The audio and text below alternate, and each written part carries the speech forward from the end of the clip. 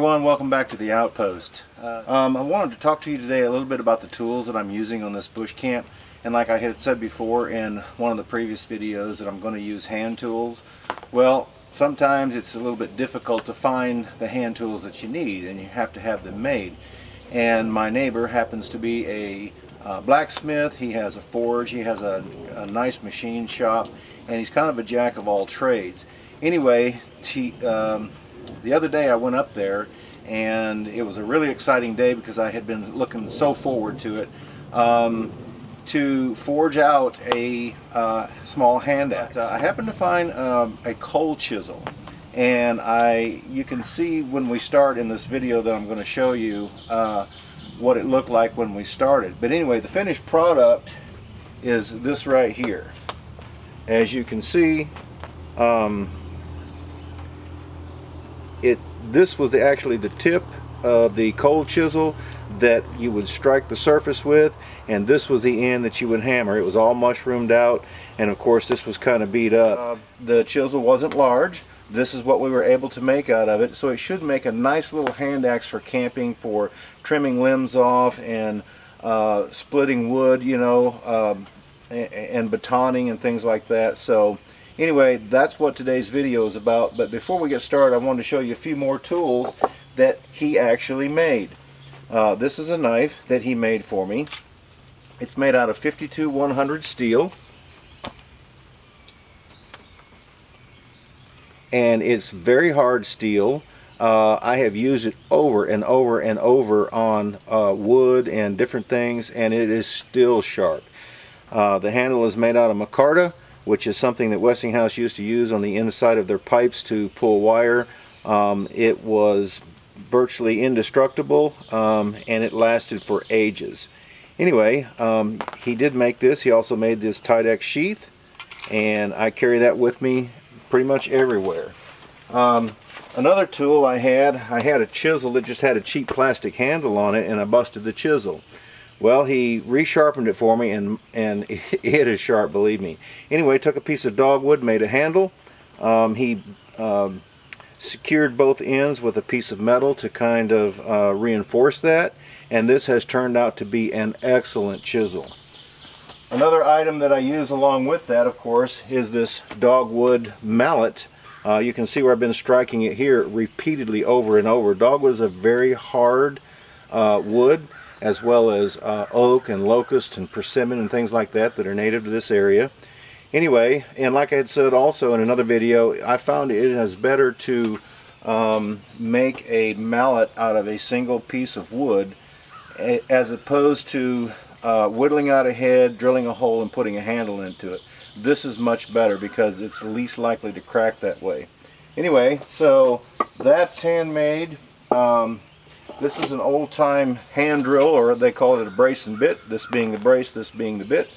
This is another thing that I'm going to be using on the bush camp, which I have used down there so far.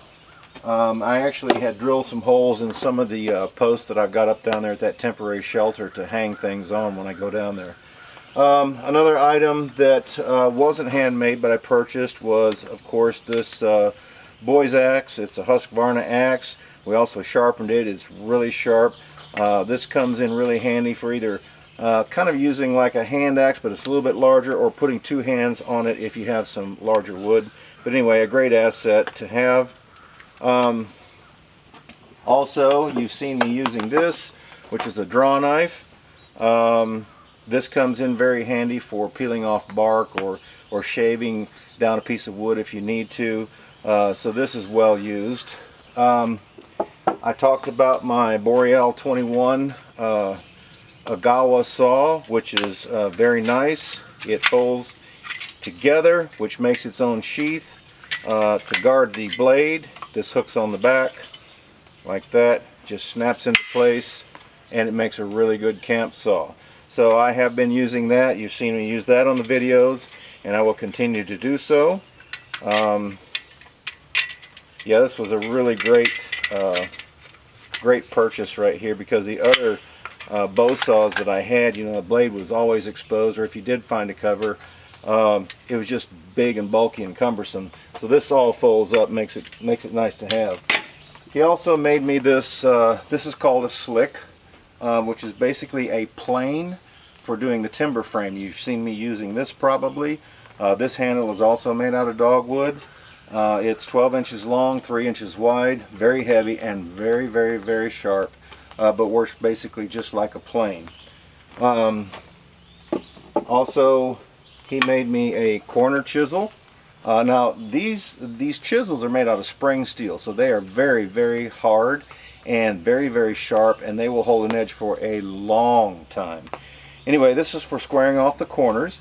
Also, this handle is made out of dogwood, and as you could tell on that slick and this and the other chisel I'm fixing to show you, they were also reinforced at the end for repeated blows. This cold chisel is 1 inch by 1 inch 90-degree chisel. And the last item is this. This is 1.5 inch chisel. It's just a straight chisel, again made out of spring steel, very sharp, dogwood handle reinforced on both ends. Anyway, do have to apologize. This video, like I said the other day, when I went up there I was so excited to forge out this hand axe. Filmed the whole day, had 84 different clips of video, and when I went to look at it in the end, there wasn't any audio. The audio, I don't know if the cord wasn't plugged in completely, but the video turned out great, but there was no audio. So the video that you're fixing to see is about the process of forging this hand axe out of that cold chisel. And what we decided to do is go ahead and put in some background music, because I really hated to ask him to do it all over again because he spent all day on it. Anyway, without delaying any further, I'm going to go ahead and show the video. Hope that you all enjoy it, and hope to see you back at the outpost in the future.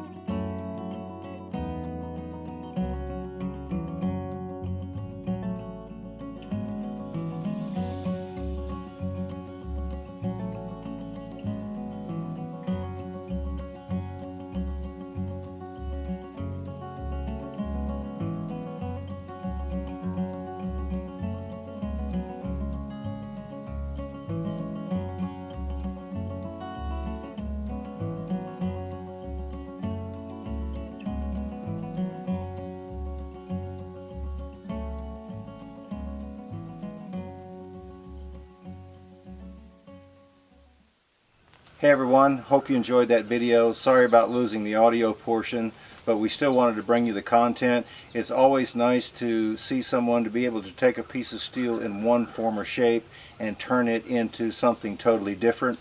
The chisel, I've got several of them. I really didn't need it, but I needed a small hand axe, and we were able to take that item and be able to shape it into a nice hand axe that will be used on the bush camp and camping and a lot of different things in the future. Anyway, if you like this kind of content, don't forget to subscribe. Click the little button down there at the bottom of the video. Also, as well, there's a little bell there if you want to be notified whenever we put up a new video. I will just tell you this, I try to load one up every Sunday. Sometimes it's Monday before I can do it, though, if there's a lot of people on the internet and it fails when it tries to upload. But anyway, and also the comment section, be sure and take advantage of that. I'm not an expert in any of this, like I've said before, but if you've got some ideas that you'd like to share, if you've got questions, if you've got any type of a comment, if you've done this type of thing before and you would like to share that, please do, because I'm always liking to learn. And also, you know, the people that watch these videos, they can see those comments as well, and everybody can learn. So we can create a community chat, so to speak, and everybody can learn at the same time. Anyway, like I said again, I hope that you enjoyed that video. I do apologize for losing the audio portion, but it was such a great video on that process that we wanted to share that with you. Anyway, I hope everybody take care of yourselves, be safe, find something in your life, go out and make a difference, and I look forward to seeing you at the outpost in the future.